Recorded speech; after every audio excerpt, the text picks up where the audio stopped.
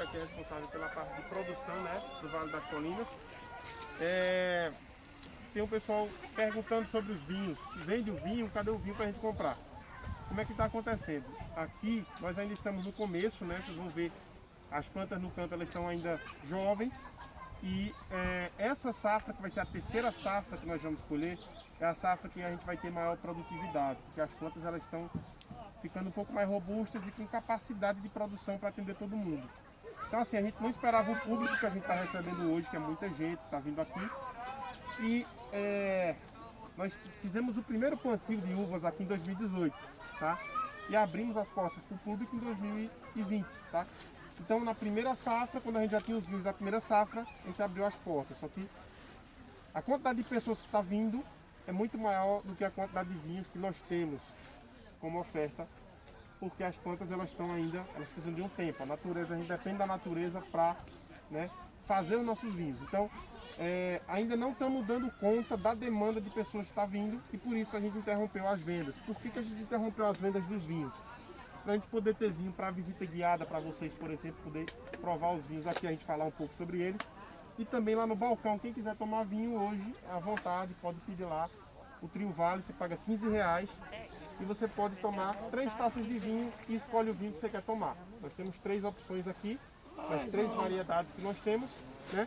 E aí, para a gente conseguir ter vinho aqui, até a próxima leva, a gente teve que interromper as vendas. Então hoje, quem quer tomar o vinho do Vale das Colinas, tem que vir até aqui a vinícola. Não tem canto nenhum o nosso vinho, só aqui, tá?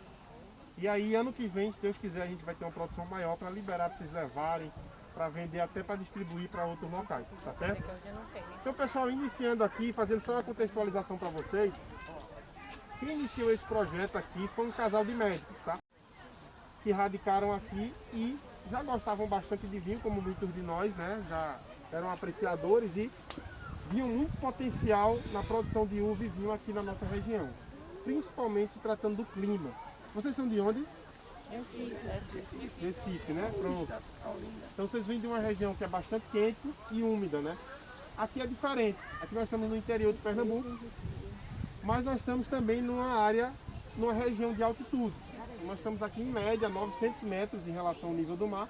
Na cidade de Garanhuns tem alguns locais que chegam até 1030 metros de altitude. Então isso interfere muito no clima da nossa região, tá?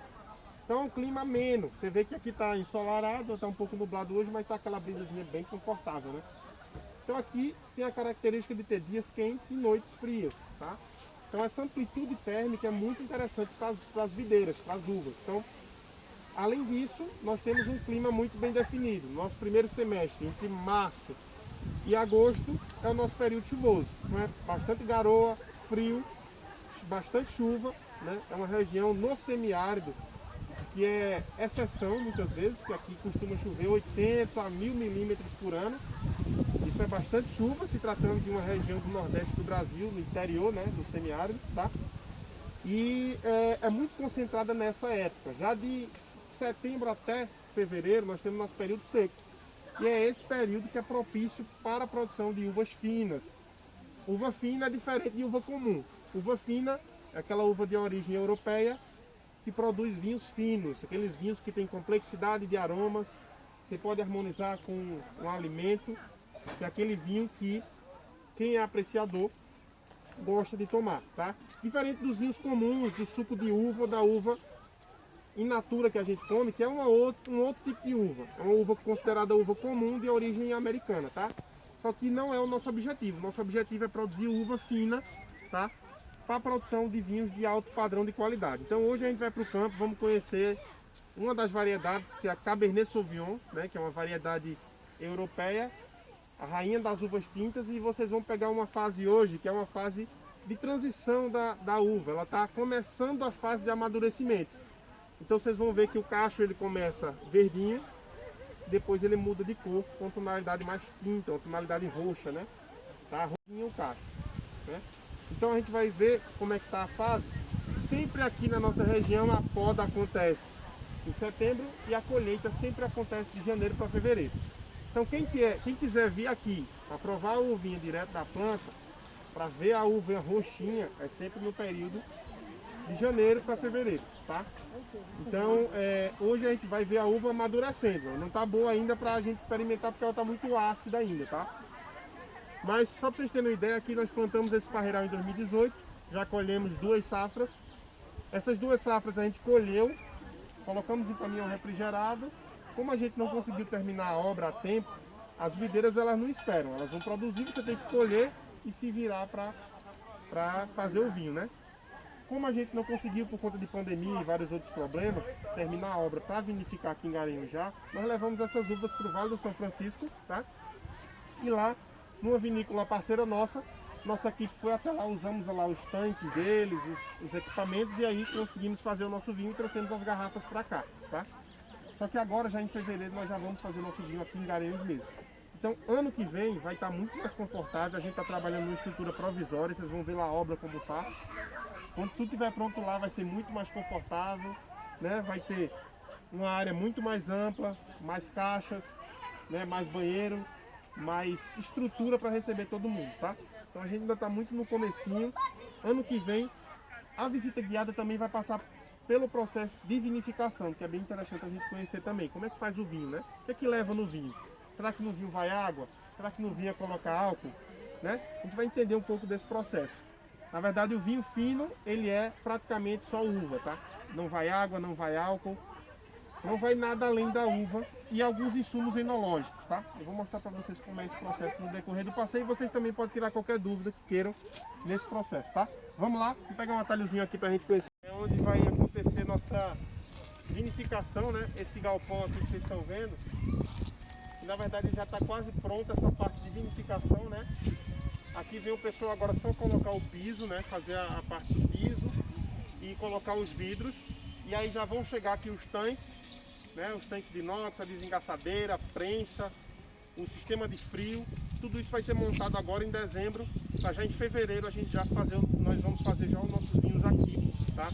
Claro que ainda vai ficar uma parte sem estar pronta, mas aí no decorrer desse processo o pessoal ainda vai continuar trabalhando até junho, julho do ano que vem, onde a gente precisa já ter um planejamento de conclusão da obra, tá?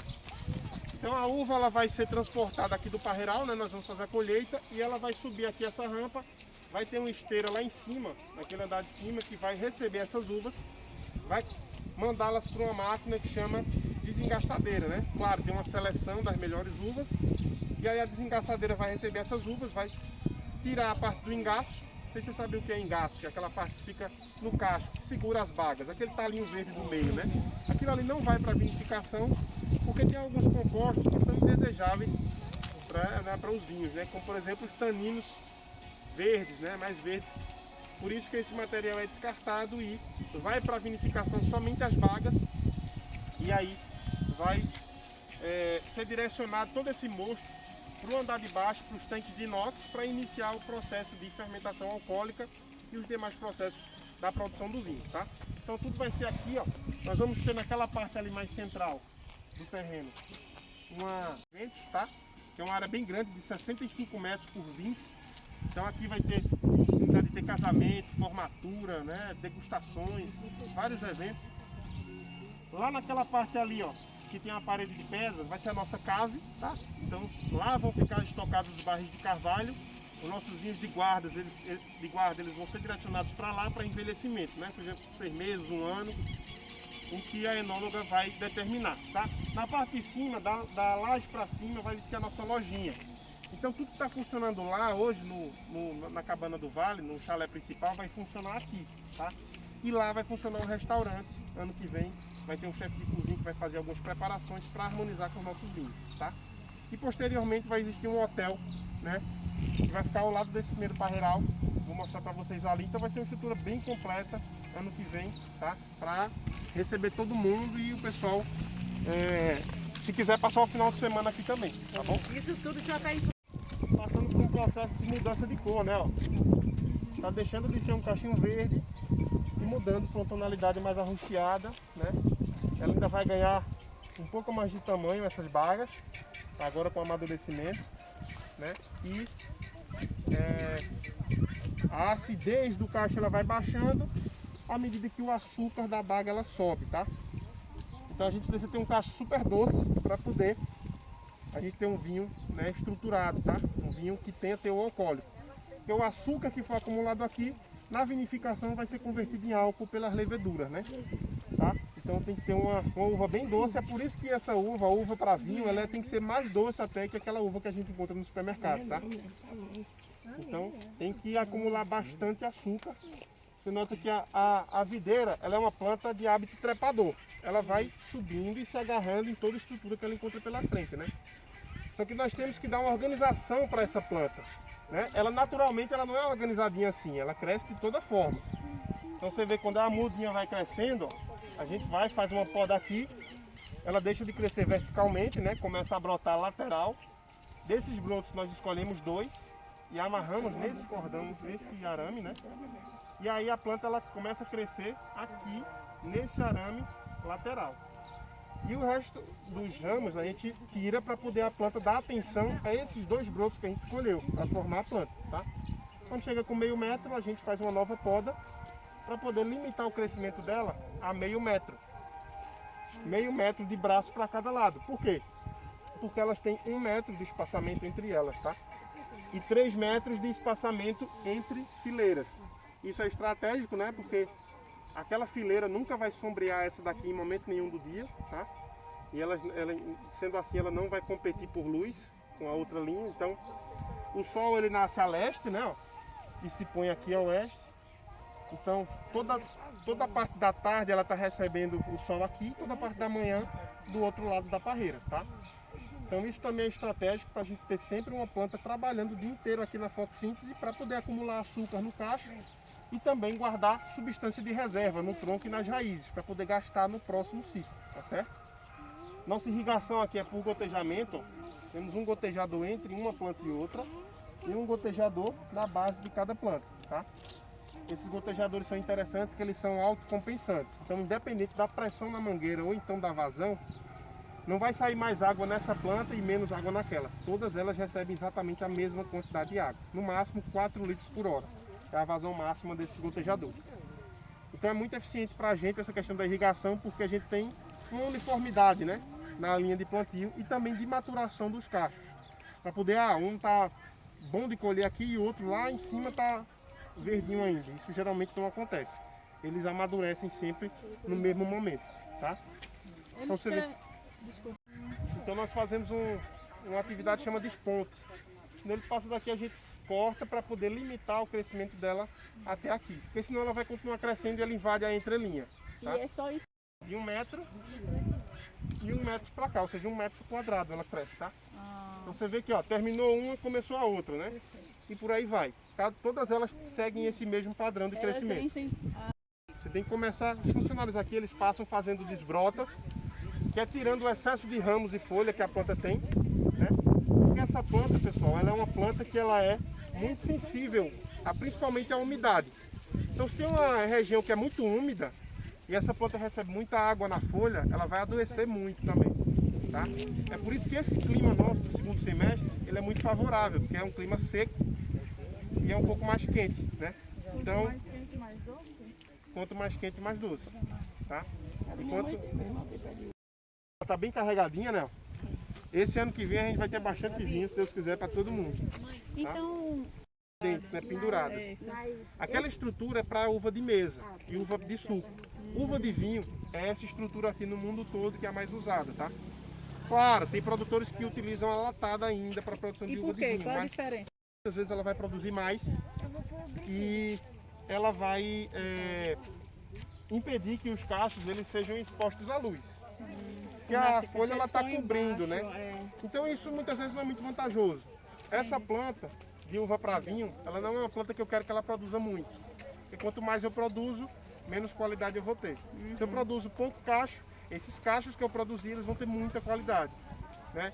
Então eu não posso produzir demais aqui. Eu tenho que estar com a pela produção qualidade, um pouco não limitada para visando qualidade, tá? Então, Qualidade acima do e eu tenho que também ter exposição de luz aos cachos, para poder acumular mais antocianinas, né?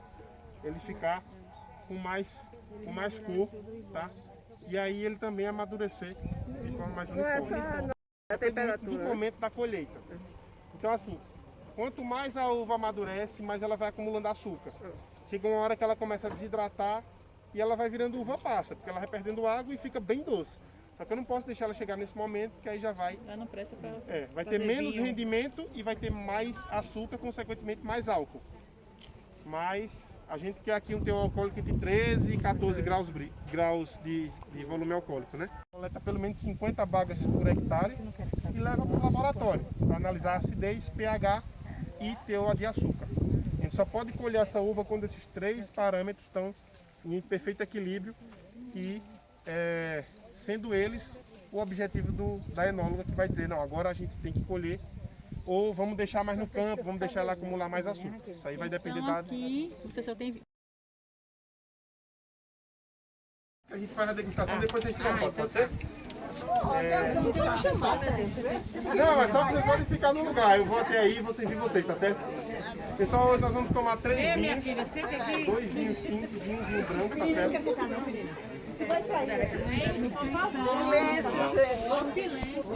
Silêncio. Uma degustação que não é uma degustação técnica, mas a gente vai falar um pouquinho sobre os vinhos, características de cada um deles, tá?